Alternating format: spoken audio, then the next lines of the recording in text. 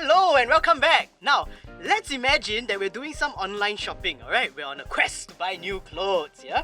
So, let's compare some products, alright? Which are you more inclined to buy? The t-shirt that's placed flat on the table or the t-shirt that somebody is wearing? Did you notice how the clothing worn by someone is more appealing than clothing laid flat on the table? Yeah? So there's something very important about having a human body to wear it. But what exactly are we looking for when the clothing is worn, right? What aspects do you look at when you're considering whether to buy a piece of clothing? So let's pretend that you and I are very much interested in this very lovely dress, right? The dress fits this model very well, right? Now, let's say you and I, yes, you guys included, we want to wear this dress. So what do we look for in this photo if we want to be sure it fits? So some of you might say, okay, maybe we want to look at skin tone, yeah, because this shade of red doesn't match all skin tones. Okay, so on this model it looks great. How about mine? Yeah, okay, the skin tone looks about the same as the model, so maybe this red dress, the color fits, right? Okay, good. How about you? Does it match? How about arm length, yeah? This is a long sleeve dress, right? So, the sleeves can be a problem if you have short arms, right? If you have short arms and you wear it, you look like you're doing Teochew opera. Right? So, if I compare the proportion of her arms to her body with the proportion of my arms to my body, I think, yeah, so far so good. Now, let's look at the waist, alright? So, our model here, wow, her curves go inwards. Now, you look at me, wow, my curve go outwards, right? So what's that gonna happen? If I wear it, the dress will definitely burst. So I definitely cannot wear this at all.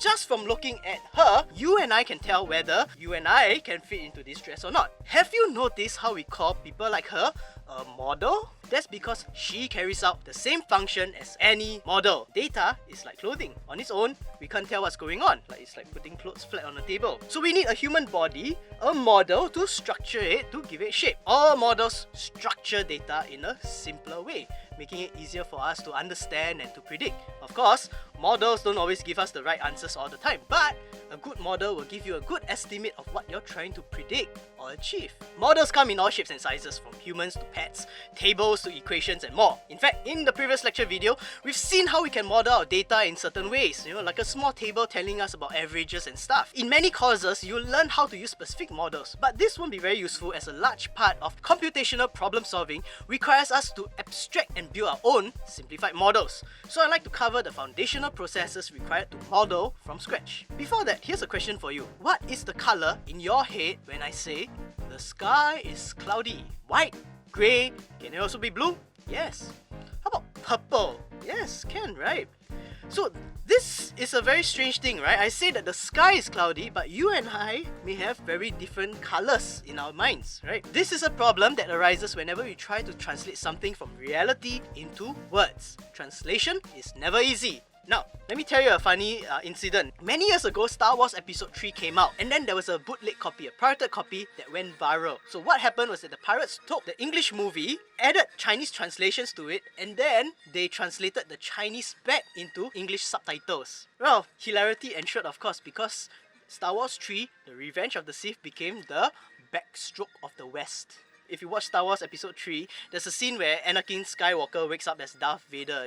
He fell into the lava, and so he had that operation and all that. He wakes up as Darth Vader, he screams, "To the war!"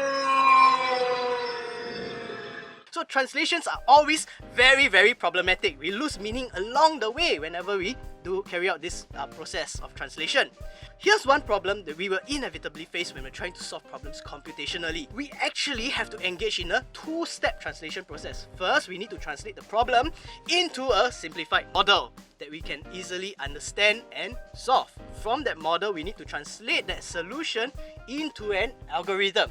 Two-step translation process, two-step distortion process along the way. It's one thing to be coming up with a solution. It's another to take a step back and critically reflect on what we're doing, whether we are doing anything right or wrong. So in order to carry out the process of modeling, we'll need to apply pattern recognition and abstraction together to translate our problem from the real-world problem into an abstract model. Now, I don't just want to teach you how to reason using computational thinking processes. I also want to teach you how to reason better, whether computationally or not. So, let me introduce you to 3 very useful and powerful conceptual tools to help you gain conceptual clarity when you're carrying out the process of abstraction. The 3 tools, they are necessary, contingent, and sufficient. So when we ask whether something is necessary, contingent, or sufficient, we're forced to take a step back and reflect on what we are trying to define. Now, let's try Hainanese chicken rice. Yeah, it's a local delicacy. Okay, so let's look at a few samples of Hainanese chicken rice and carry out pattern recognition, shall we? What's common between them? Okay, minimally, there must be chicken, there must be rice. It's in the name, after all. These are necessary conditions, yeah? Chicken and rice are necessary to Hainanese chicken rice. We use the conceptual tool of necessary to check whether a condition must always be true for something to be so. Now, you notice some pictures got sliced cucumbers, some have chili, some have a bowl of soup. Are they necessary to Hainanese chicken rice?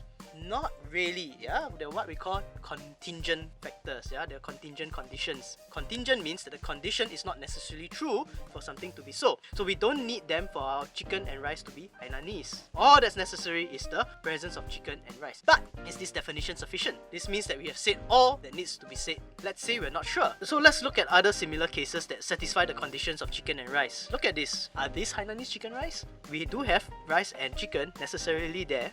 Yeah, so they all have chicken and rice in them, but they're not Hainanese chicken rice. Yeah, so the chicken and the rice must be cooked in a certain way to count as Hainanese chicken rice. Now, this is not a cooking show, so I'll spare you the details on how exactly to cook Hainanese chicken rice. Now, at this point, let's take a step back and recognize just how much we use pattern recognition and abstraction all the time when we form ideas about the world. We look at patterns, we identify what's common, and then we form an abstract model of it in our minds. Imagine that you are developing a device to detect when grandma who's alone at home falls down. So no one's at home to look after grandma, right? So we want a system to detect when she falls. How would you detect a fall? Let me show you a few examples of grandma falling down at home. Ayya! Ayya! Ayya! Ayya! Ayya! Ayya! Ayya! Ayya! Using pattern recognition and abstraction, what is your detection model? You might say a fall is detected when grandma suddenly drops flat onto the ground and remains there for a long time. There are many problems here. First of all, grandma may have had a bad fall but managed to pick herself up within 5 minutes. Or she might have fallen in a way where she didn't fall flat. Or maybe grandma could just be doing yoga. Why? Grandma cannot do yoga, is it? Some grandmothers very cool, yeah? What happened here?